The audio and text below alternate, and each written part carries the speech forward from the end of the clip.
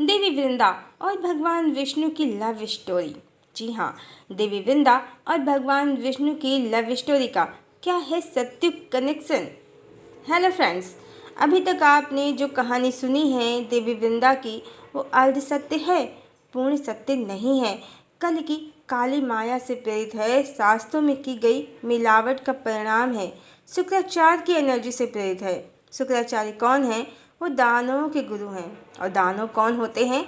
जिनमें मनुष्यों के गुण नहीं होते हैं, जिनमें प्रेम, क्षमा, दया, करुणा जैसे दैवी गुण नहीं होते हैं। शुक्राचार्य के पास सिर्फ एक नेत्र है, दो नेत्र नहीं है। ऐसा क्यों है?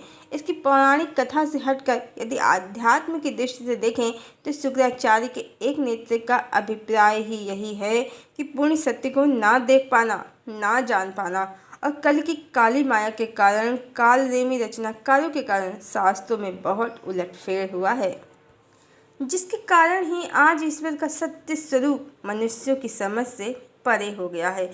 और सत्य पौराणिक कथाएं कालनेमियों द्वारा इस प्रकार लिख दी गई हैं कि ईश्वर के चरित्र पर प्रश्न चिन्ह लग गए हैं। सबसे बड़ा प्रमाण कल की काली माया, शुक्राचार्य की एनर्जी और कालनेमी विद्वानों के खंडन का यही है कि कैसे भगवान राम के एक पत्नी व्रत के कारण को शास्त्रों से मिटाकर देवी राधा का सत्य छुपा दिया गया है। देवी सीता आदि शक्ति लक्ष्मी हैं, जिसके कारण भगवान राम ने एक पत्नी व्रत धारण किया है। देवी लक्ष्मी के परिणय सूत्र में, आदि शक्ति के परिणय सूत्र में भगवान का दूसरा विवाह संभव नहीं है। इस सत्य को शास्त्रों से मिटाकर रुक्मिणी को सीता प्रतिष्ठित किया गया है। अन्य आसक्त स्त्रियों, श्री कृष्ण की दूसरी पत्नियों को भी देवियों की उपमा दी गई है और जगदम्बा को, देवी राधा को भक्त जीवात्मा बता दिया गया है। और इसी के साथ परमात्मा ओंकार स्वरूप के स्थान पर अनेकानेक स्त्रियों के पति सिद्ध किए गए हैं और कलयुग की काली माया ने अपना पूरा विस्तार किया है। कलयुगी रचनाकारों ने जिस तरह वेद व्यास जी के नाम का दुरुपयोग करके परमात्मा का सत्य स्वरूप छुपा दिया, आदिशक्ति देवी लक्ष्मी की महिमा का तिरस्कार किया, उनका अपमान किया और स्त्रियों के लिए समाज में दोयम दर्जे का स्थान तय कर दिया, समाज को पुरुष प्रधान बनाया, स्त्रियों को भोग की वस्तु की तरह दर्शाया और परमात्मा को बहुपत्नीवादी बताया। पर परम सत्य यही है कि परमात्मा की सिर्फ एक ही पत्नी है, आदि शक्ति। वही लक्ष्मी है, वही दुर्गा है और वही काली है। वही राम अवतार में सीता है और कृष्ण अवतार में राधा है। और बिल्कुल इसी तरह का षड्यंत्र जैसा देवी राधा के साथ किया है कालनेमी विद्वानों ने, शुक्राचार्य की ऊर्जा से प्रेरित होकर कली की काली माया से प्रेरित होकर देवी वृंदा के साथ भी किया है। वास्तव में जिस प्रकार देवी राधा आदि शक्ति देवी लक्ष्मी का अवतार हैं, बिल्कुल उसी तरह देवी वृंदा भी आदि शक्ति देवी लक्ष्मी हैं। सत्य कथा कपोल कल्पना से बिल्कुल अलग है। जिस प्रकार रायन एक आसक्त जीवात्मा है, जलंधर भी एक आसक्त जीवात्मा ही है। रायन जो पूर्व जन्म में रावण था, अपनी आसक्ति के कारण देवी राधा का पति बना था, बिल्कुल वैसे ही जैसे श्री कृष्ण की रानियाँ भगवान राम पर आसक्ति के कारण श्री कृष्ण की पत्नियां बन गई थीं। और जलंधर भी अपनी आसक्ति के कारण ही एक जन्म में देवी लक्ष्मी के अवतार वृंदा का पति बन गया था, पर वो था तो दैत्य ही और मनुष्यों, ऋषि मुनियों को त्रास देना ही उसका प्रिय कार्य था। अपने बल और पौरुष पर वो दैत्यराज जलंधर बन गया था और अपने शासन का विस्तार करने के लिए वो देवताओं को आए दिन चुनौती देता था। देवी वृंदा और जलंधर की कहानी वास्तव में देवी वृंदा और जलंधर की नहीं, बल्कि भगवान विष्णु और देवी वृंदा की कहानी है। बस इस अवतार में राधा कृष्ण की तरह देवी का विवाह एक जीवात्मा से हुआ है, पर कृष्ण की तरह भगवान विष्णु अवतरित नहीं हुए हैं धरती पर। परमात्मा का शिव रूप, ब्रह्म रूप अवतरित नहीं हुआ है। मंदोदरी और सुलोचना भी महान प्रतिव्रता नारियां थीं, फिर भी इनके पति मारे गए। कारण रावण और इंद्रजीत कहें या मेघनाथ, दोनों ही अधर्म के पथ पर थे। जलंधर इसलिए नहीं पराजित हो रहा था कि वृंदा पतिव्रता नारी थी, बल्कि इसलिए उसकी मृत्यु या पराजय नहीं हो पा रही थी, कारण वो साक्षात माँ लक्ष्मी के संरक्षण में था। मिथ्या जगत ही सही माता लक्ष्मी के परिणय सूत्र में था वो।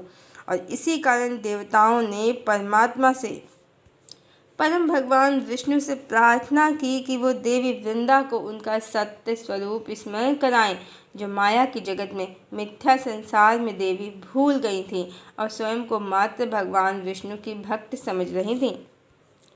आजकल जैसे ट्विन फ्लेम की थ्योरी बहुत पॉपुलर है, awakening, inner work, soul merging, ये कॉन्सेप्ट समाज में अपनी जगह बना चुके हैं। कलिकाल के कारण जो चेतना का, 5D का, आध्यात्म जगत का सत्य छुप गया था, अब 5D की ऊर्जा फिर से धरा पर अपना प्रभाव दिखाने लगी है। कारण ये कलिकाल के अंत का समय है, युगावर्तन का समय है, सत्युग के आगमन की पूर्व संध्या है और इसी कारण इस समय आध्यात्मिक जागृति मनुष्यों की हो रही है। 5D चेतना जगत के रहस्य खुल रहे हैं और बिल्कुल यही कॉन्सेप्ट अवेकनिंग और सोल मर्जिंग का देवी वृंदा की कहानी का पूर्ण सत्य है। परम भगवान विष्णु ने अपनी ऊर्जा से देवी को जागृत किया, क्योंकि भगवान और देवी दोनों की ऊर्जा एक ही है। उनकी माया के जगत की निद्रा को तोड़ दिया भगवान ने अपनी ऊर्जा से, उनका भ्रम दूर किया कि भगवान की भक्त नहीं भगवती हैं और चेतना की निद्रा टूटते ही देवी ग्लानि से भर गईं कि वो सत्य से कितना दूर थीं। अपने सत्य संबंध से दूर होकर मिथ्या जगत में असत्य संबंध में भटक रही थीं और उन्होंने तत्क्षण ही देह को त्याग दिया और देवी के देह त्यागते ही जलंधर देवी की छत्र छाया से, उनके संरक्षण से बाहर हो गया और उसकी मृत्यु हो गई। और भगवान विष्णु की ऊर्जा से जो देवी की जागृति हुई है, उसी कारण देवी को जलंधर में अरुचि हो गई। उनकी अंतरात्मा भगवान विष्णु से अपने सत्य संबंध को जानने के कारण जलंधर के मोह से विमुख हो गई। उन्हें जलंधर से आकर्षण के स्थान पर अरुचि हो गई। और इसी कारण शास्त्रों में जो श्लोक है, रेमे रमापतिस्तत्र रामया सह नारदा सा साध्वी सुख संभोगादा आकर्षण व्यतिक्रमात्, उसका अर्थ ना तो ये है कि भगवान ने देवी का सतीत्व भंग किया और ना ये ही है कि भगवान से देवी को सुख संभोग आकर्षण में व्यतिक्रम अर्थात व्यवधान उत्पन्न हुआ, बल्कि ये है कि देवी वृंदा ये जान गई कि वो रमापति भगवान विष्णु की रमा है, लक्ष्मी है और इसी कारण उन्हें भगवान से नहीं बल्कि जलंधर से सुख आकर्षण इत्यादि में व्यतिक्रम हो गया, जलंधर से अरुचि हो गई और देवी के देह त्यागते ही जलंधर की मृत्यु हो गई। देवताओं की युद्ध में विजय हो गई। ये दिन था एकादशी का और देवताओं की विजय का, देवी लक्ष्मी के अपने प्रियतम भगवान विष्णु से मिलन का। इसीलिए इसे देवोत्थान एकादशी और तुलसी विवाह के रूप में मनाया जाता है। देवी लक्ष्मी का प्रतीक माना गया है देवी तुलसी को, क्योंकि तुलसी परम पवित्र है और देवी तुलसी का एक नाम वृंदा भी है, देवी वृंदा के नाम पर, माँ लक्ष्मी के नाम पर। सुंदर पौराणिक कहानियों को तोड़ मरोड़ कर आत्मा, परमात्मा, ब्रह्म, शक्ति सबके रहस्यों को छुपाकर षड्यंत्रकारियों ने शास्त्रों में मिलावट कर अर्थ का अनर्थ कर दिया है और यही कल की काली माया या शुक्राचार्य की ऊर्जा है, जो अर्ध ज्ञान का प्रतीक है और अर्ध ज्ञान अज्ञान से कहीं ज़्यादा भयानक है। इस समय ज़्यादातर पौराणिक कहानियाँ शुक्राचार्य की ऊर्जा और कल की काली माया से ग्रस्त हैं, जिनका निर्माण ही कलिकाल के विस्तार के लिए किया गया है। देवोत्थान एकादशी को तुलसी विवाह होता है और ये भी माना जाता है कि देवोत्थान एकादशी को भगवान विष्णु 4 महीने की योग निद्रा के बाद जागते हैं। फिर इस दिन से चातुर्मास खत्म हो जाता है, सभी शुभ और मांगलिक कार्य प्रारंभ हो जाते हैं। जब भगवान विष्णु सो ही रहे थे तो देवी वृंदा का सतीत्व उन्होंने कैसे भंग किया, यहीं से इन पौराणिक कहानियों में हुई मिलावटखोरी का भेद खुल जाता है। वास्तव में तुलसी विवाह और देवोत्थान एकादशी ब्रह्म और शक्ति के मिलन की और डिवाइन एनर्जी की सकारात्मक ऊर्जा के उत्थान की पौराणिक कथा है, जिसके रहस्य बहुत गहरे हैं, उथले दिमाग की समझ से जिसे नहीं समझा जा सकता। जलंधर निगेटिव एनर्जी है, देवी वृंदा शक्ति तत्व हैं और जब ब्रह्म ने अपनी योग निद्रा में तपस्या करके अपने योग के द्वारा अपने शक्ति तत्व को जागृत करके स्वयं में विलीन किया, तब जलंधर शक्तिहीन हो गया, ब्रह्म का शक्ति से पुनः मिलन हो गया, या कह सकते हैं कि ब्रह्म और शक्ति का विवाह हो गया। और इसके साथ देवता जो डिवाइन एनर्जीज हैं उनका उत्थान हो गया, उनकी जीत हो गई, देवोत्थान हो गया। और इस कलिकाल की समाप्ति के लिए भी कुछ ऐसी ही कहानी होगी परम भगवान कल्कि और उनकी प्रिया की। सतयुग की धरा पर प्रतिष्ठा के साथ ही बहुत से ईश्वरीय रहस्य, ब्रह्म और शक्ति के रहस्य संसार को ज्ञात होंगे। संसार कल की काली माया और शुक्राचार्य की निगेटिव एनर्जी से मुक्त होकर पुनः 5D में प्रवेश करेगा, डिवाइन एरा में, सत्युग में प्रवेश करेगा।